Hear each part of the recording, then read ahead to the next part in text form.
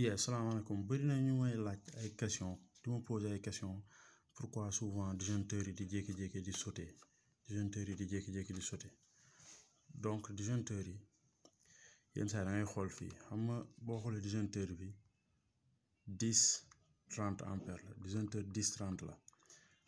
donc instant yi nii boo xoolee ci biir mu ngi nekk 15 par exemple fii bu nekkoon 5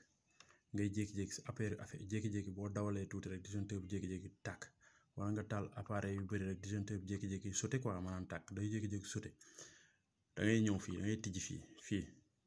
boo tijjee fii am na benn vis bu fi nekk vis boobu ngay tijji boo ko tijjee gis sa numéro bii nii ngay déplacé bu nekkoon 5 nga def ko 10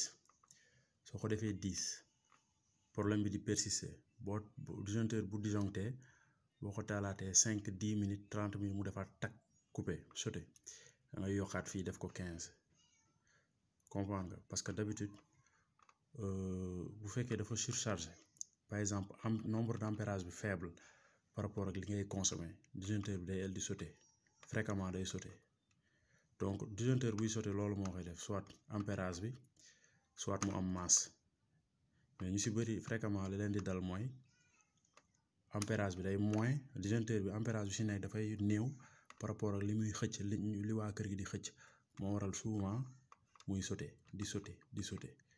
ok